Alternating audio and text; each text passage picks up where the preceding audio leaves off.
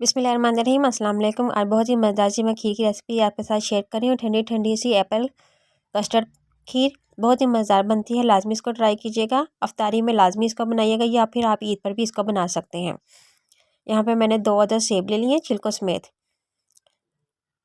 अब एक कद्दूकश लेकर हम इसको कद्दूकश कर लेंगे सेब को दोनों को। और ये देखिए मैंने दोनों सेब कद्दूकश कर लिए। अब इसको हम एक फ्राई पैन के अंदर डाल देंगे सबको, और साथ ही मैं इसके अंदर 1/4 कप पानी का शामिल कर दूँगी।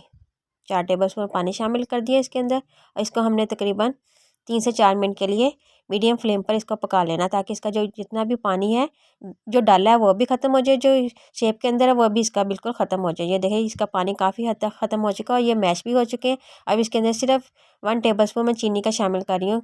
अगर सेब बहुत ज़्यादा मीठे हो तो फिर चीनी मत डालिएगा। वैसे इसका पानी बिल्कुल खुश्क कर लीजिएगा।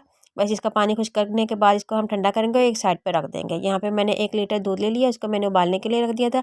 4 टेबलस्पून मैंने कच्चे चावल लिए थे, उसको मैंने भिगो दिया, फिर मैंने इसको उबाल लिया। ये 1/4 कप, ये आधा कप हो चुके हैं। इनको हम दूध के अंदर डालकर इसको गाढ़ा होने तक हम इसको पका लेंगे।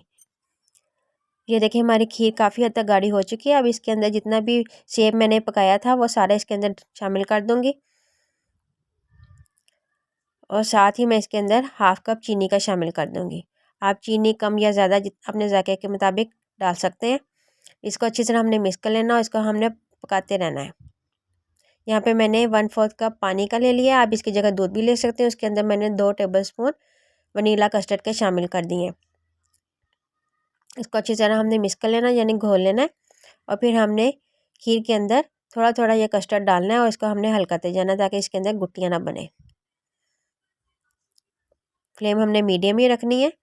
बस ये 5 मिनट और पकाएंगे तो ये बिल्कुल ये गाढ़ी हो जाएगी खीर हमारी।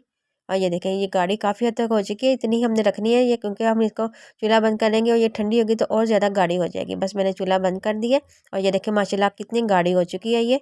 बस इसको हम अब सर्विंग डिश में निकालते हैं। मैं कप के अंदर शामिल निकाल रही हूँ,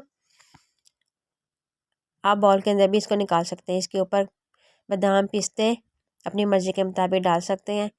यहाँ पे मैंने एप्पल के 2 स्लाइस ले लिए थे, बारीक बारीक काट लिया था उनको, वो मैंने इसके साथ गार्निश कर लिया। रेसिपी अच्छी लगे तो लाइक और शेयर कीजिएगा। हो सके तो मेरे चैनल को सब्सक्राइब कर दीजिएगा, बेल आइकन को दबा दीजिएगा, ताकि आने वाली हर वीडियो का नोटिफिकेशन आपको मिलता रहे। नेक्स्ट वीडियो में मिलते हैं। अल्लाह हाफिज़।